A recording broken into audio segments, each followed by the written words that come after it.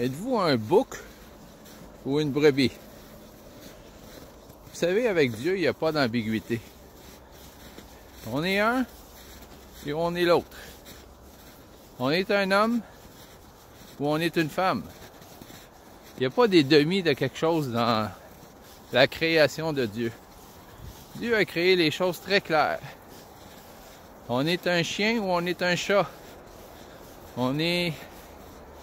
Dieu, dans sa création, a fait des distinctions très claires entre les espèces. La confusion qui existe dans ce monde n'est pas de Dieu.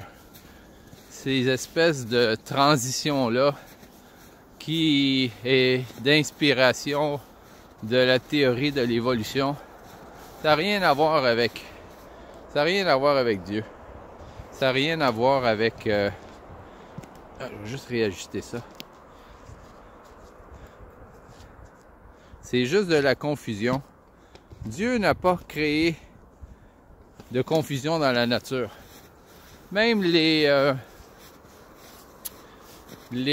alligators, les crocodiles ne peuvent pas se reproduire ensemble. C'est des espèces différentes. Et Dieu a créé chaque espèce unique et sacrée. Les espèces sont sacrées, ils ne peuvent pas se mélanger.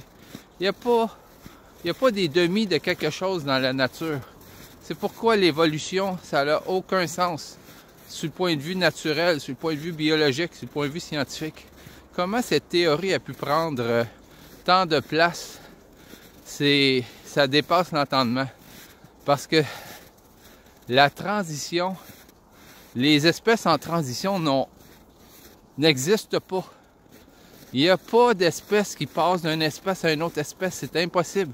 Si une espèce tente de se reproduire avec une autre espèce, ce qui est possible, ils sont stériles. Les mulets, un cheval avec une mule, je pense, ça fait un anon, je ne suis pas trop sûr. Mais cette espèce est stérile. Ils ont tenté de reproduire une panthère, je pense, avec un tigre. Des espèces qui semblent être très semblables. C'est des chats. C'est des gros chats. Mais les rejetons de ce croisement-là ont produit une espèce qui ne pouvait pas se reproduire. Parce que Dieu a fait des espèces de façon sacrée.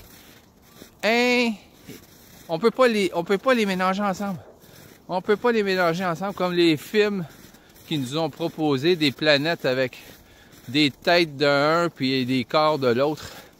C'est tout dans l'imagination Frankenstein de ceux qui ne veulent pas accepter que Dieu a fait les espèces sacrées. Et immélangeable en fait. Et où on est rendu ici? On pourrait marcher comme ça pendant longtemps, mais il faut aller travailler tantôt. Alors je vais revirer. Mon petit pitot va vous saluer. Lance-le! Ici! Il est temps! Viens! Il est temps! Bon, comme on disait, la question originale, je ne sais pas si je l'ai même posée. Êtes-vous un bouc ou une brebis? Vous êtes un homme, vous êtes une femme. Vous êtes riche, vous êtes pauvre. Vous êtes soit un bouc ou soit une brebis. Et Jésus est le bon berger. Et vous êtes soit une brebis du bon berger ou vous n'êtes pas une brebis du bon berger. Il n'y a pas d'entre-deux avec Dieu. Il n'y a pas d'entre-deux avec Jésus. Et si vous voulez être sûr que vous êtes une brebis du Seigneur, il y a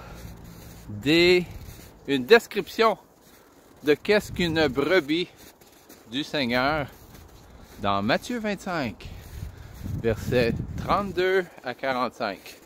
Il y a les descriptions des boucs et il y a la description des brebis. C'est un checklist.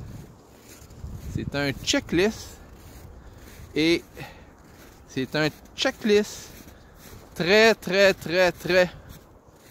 important. Très important.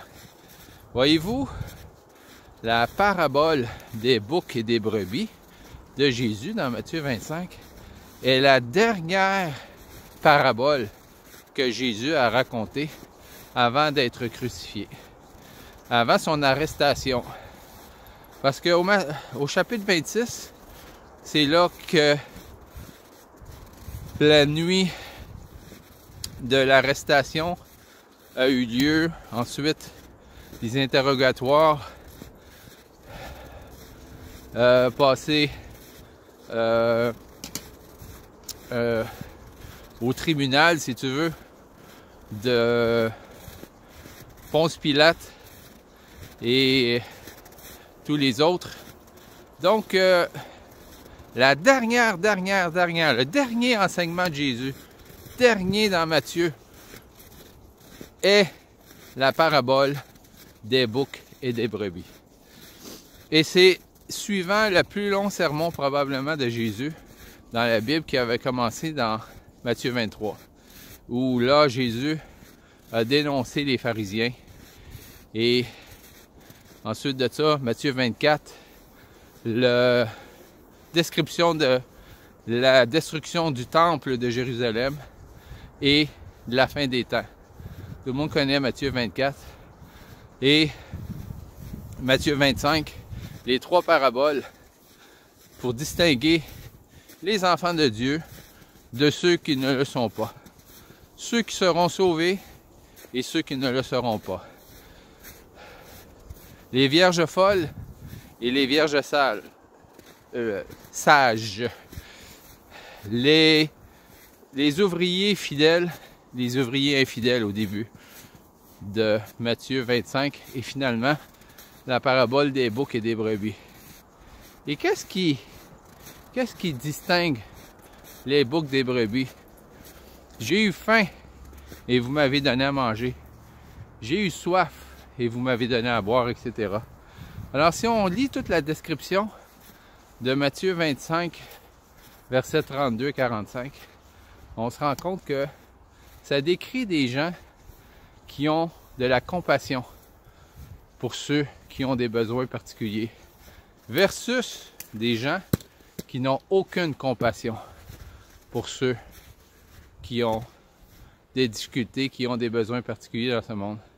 Donc, une des caractéristiques d'une brebis du Seigneur est que la brebis a un cœur qui a été renouvelé, qui a de la compassion pour les autres. Si le cœur est dur, si le cœur est insensible, si le cœur est non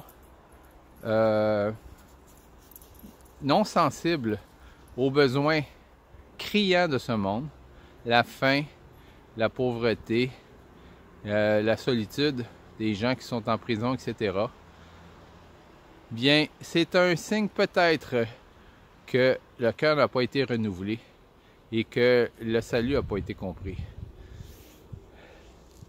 Passez une excellente journée. À la prochaine.